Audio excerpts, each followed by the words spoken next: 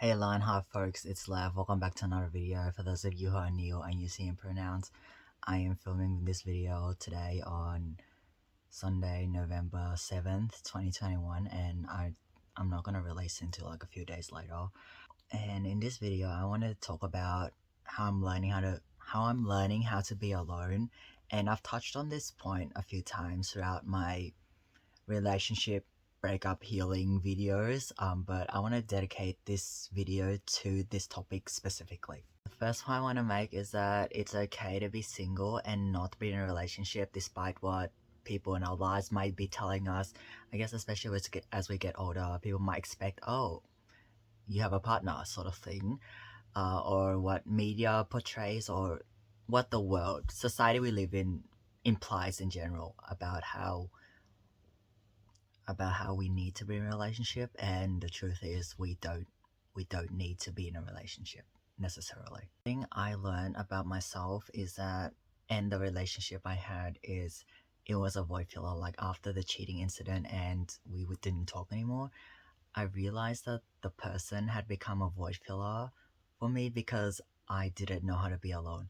I mean, I was fine before this person came along into my life, but once this person came on board the journey of like the train that lives life, it was very hard to be without her and be alone without her. Even like trying to go a few days without talking to her was excruciatingly painful and difficult because it was like it was like I wasn't my own person without her, if that makes sense. Like she was essentially became a puzzle piece that is a part of me, and without that, I would just crumble and be unbalanced because it's part of me. I made it like a part of me, and without it, I'm just like. It reminded me of the idea in general I hear on the internet and about relationship where like two halves become whole, and after my experience and what I've reflected on, no, it's for me, relationship is two whole people coming together and just traveling the journey of life together. It's not I'm bringing half of myself and the other person's bringing half of themselves and we become each other's other half. Like, I don't see it like that. And I guess thinking down this road is also very unhealthy because, like, if I think that my partner is the other half of me, basically without them, I'm fucked. I'm screwed because I'm depending on them for XYZ, and without them, nicely segues into the topic of learning how to be alone. So yeah, after we stopped talking, it was like I felt like there was this unfilled void inside of me. There was this hole inside of me that had been filled up by having this person in my life, and now that we don't talk anymore, it was just this gaping hole here. I'm just like, there's just giant hole here, and I really don't know what to do with it, and I don't really know how to heal it. And it was hard for me, like just slowly learning that I need to stand on my own 2 feet and become my own whole person, independent of anyone else being a void filler. That's the journey I've been embarking on since May. May when I decided to know more. Yeah.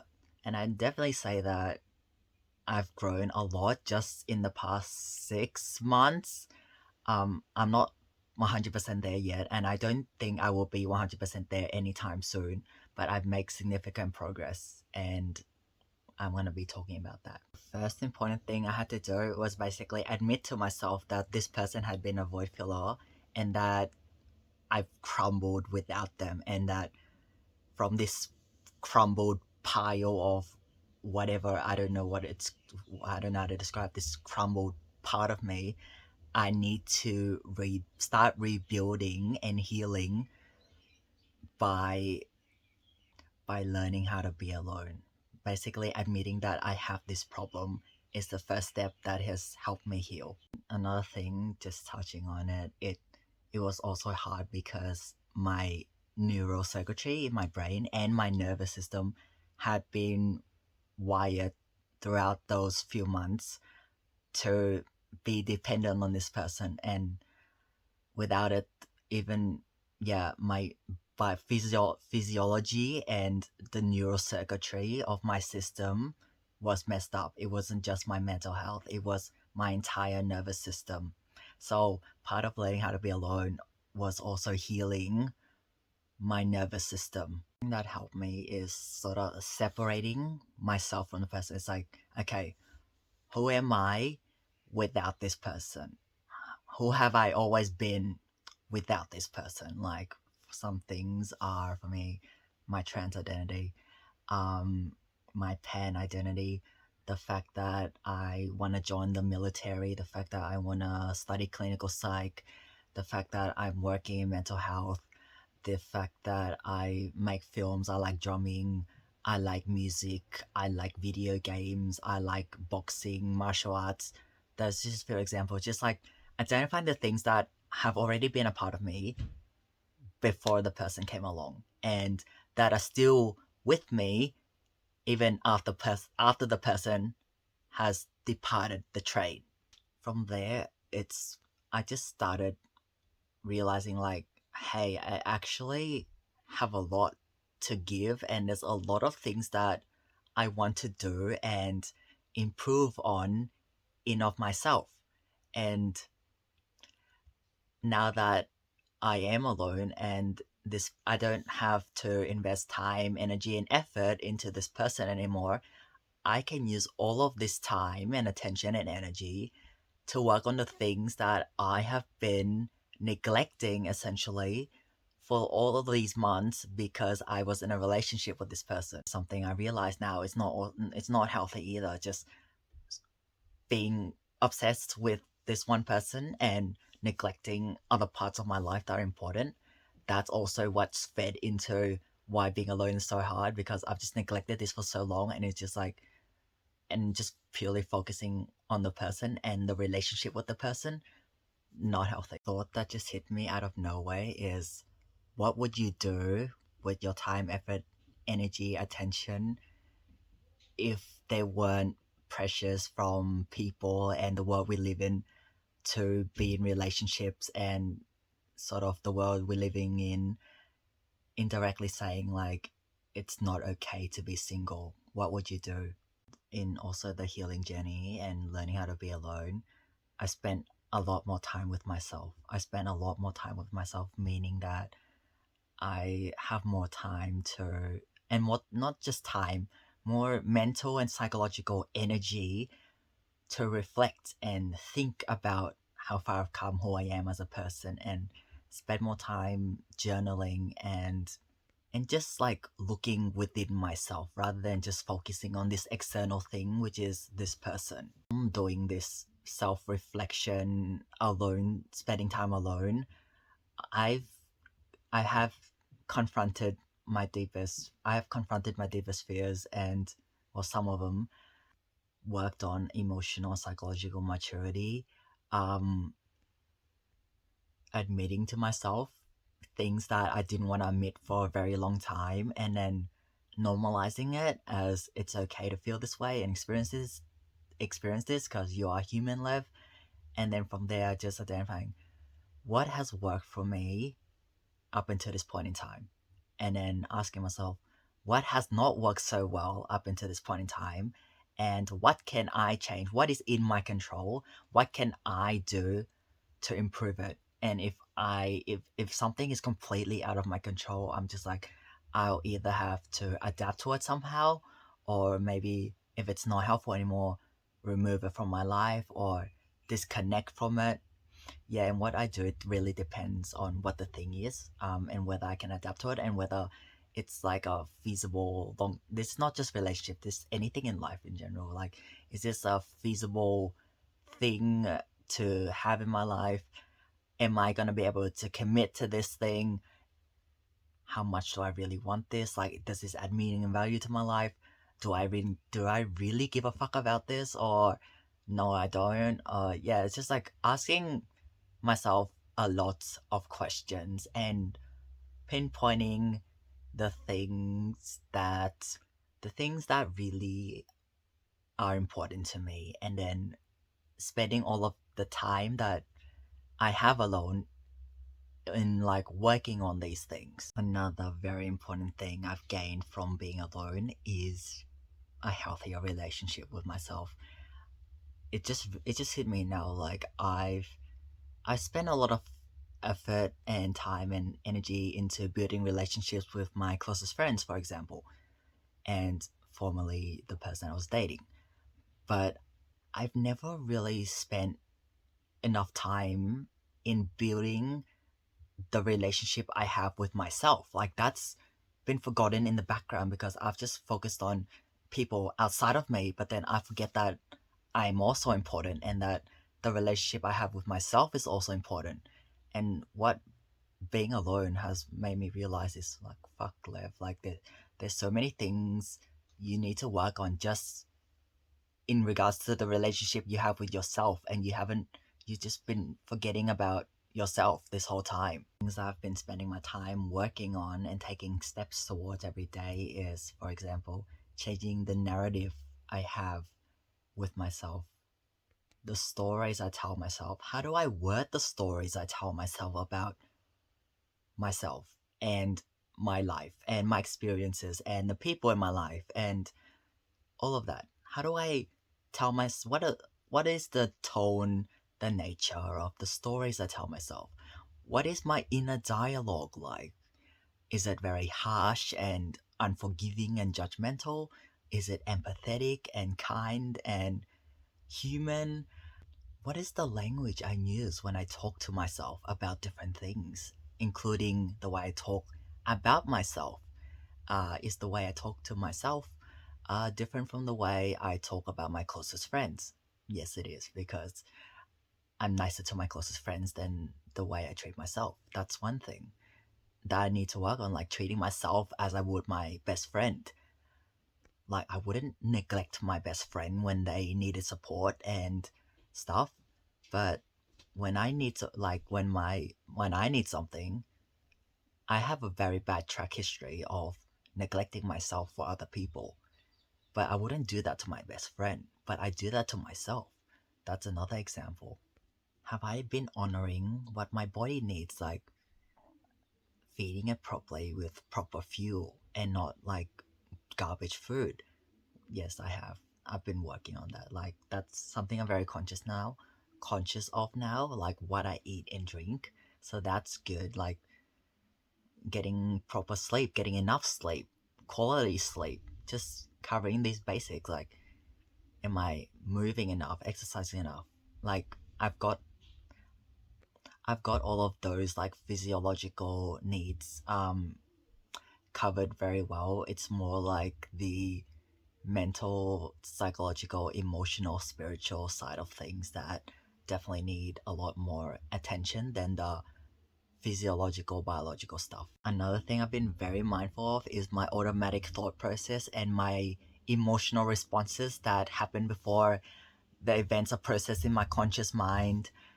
It's like the amygdala, which is the part of the brain responsible for emotions, that reacts faster than things in the frontal lobe and prefrontal cortex, where logical processing of events happen and logical responses happen.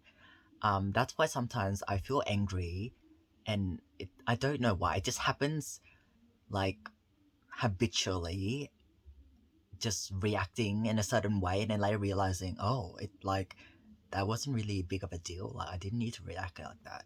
Just being mindful of this, and like I don't really let emotional responses get in the way of logical thinking that much anymore, because I've over the years and just working on every day, I've trained like if I experience something, an emotional response out of habit or just because the amygdala reacts faster than the prefrontal cortex, I was just like, it's okay to feel this way, and then just logically assessing the situation or whatever has happened or whatever I'm responding to afterwards, and yeah, telling myself kind things essentially, and not like reinforcing like unhelpful thought patterns. Like in the past, I sometimes do this now too, but I didn't a lot more in the past, is when I respond to something in a particular way. For example, I get like angry and then I start raising my voice, and then the logical story I tell myself afterwards is more a lot of like blaming other people. It's like, you did this, you made me angry. But in reality, it was simply me projecting my unresolved trauma, hurt, pain, wounds, unresolved personal problems, essentially projecting that onto others because I didn't want to accept the fact that it was my fault and it was something within me that needed working on, and it had nothing to do with the other people that I took my emotions out on. And this entire process has also, like, emotional maturity has also progressed significantly after I became more aware of this and started changing it. The way I talk to myself and the way I talked about others after this emotional response. Like, if something happens now, I'm just acknowledge it and be like, it's okay, left to feel this way. And then I try to identify the source of it. Like, is this a conditioned response? Is my emotion responding because there is a threat or something? Just trying to pinpoint why what may have set it off, and then learning from it and reflecting on it. All of this is information to help me become a better version of me. Like, literally everything in life has some sort of lesson, or yeah, for me, literally everything has a lesson, and or something I can take away from that help me reflect. Something happens, help me reflect, think about things in a different way, learning how to see things in a different light, understanding a new perspective. Everything that happens in life to me, or the things I hear, or yeah, literally anything is a source of information for me to become a better version of me. And not everything I hear, like, I take to heart. Like, if people like trans people are disgusting and abnormal, like, I don't take that and be like, okay, this is me. This is a part. This is me. These people are saying is true. I used to do that, but I don't do that anymore after I broke out of internalized transphobia. Yeah. So sometimes I take things like, cool. This is this person's understanding of trans people and how they feel. Cool. Do I need to take it on board and make it part of who I am? No. This is really add value to my life. Well, sort of, by learning how to deal with transphobia, but do the words themselves add any value to my life? No. Discard. It does. I don't need it. Not everything that comes into my brain needs to be kept in my brain. It's more filtering out, okay, what is helpful, what is not helpful, and then separating it that way. I realized that I went on a tangent there, but it also sort of links into learning how to be alone, because again, I have more time, energy, and effort and attention, and more mental space to be able to do all of these things, reflective things. Like, it takes a lot of mental energy, like reflecting and then breaking out of unhelpful habits and thinking patterns and stuff. It takes up quite a bit of energy. So in being alone, I have more resources essentially to do all of this, which essentially, in the long run, helps me become a better version of me. Don't be ashamed of being single and not being in a relationship. Like, just think of it as you have, we have more time, resources, energy to do the things that we want to do, and we have more time to work on ourselves before we maybe start dating again, or someone comes into our life and then we click and then ends up being our future partner. Just, we have more time to work on ourselves and become the best version of us we can before entering a new relationship. The sacrifice we are making now by leveraging this alone time and possible feelings of discomfort and uncertainty and whatever other feeling may arise from being alone, it is worth it. Your future self will thank you. My future self will thank me for this later on. Thanks for watching, folks, and I will see you in the next video.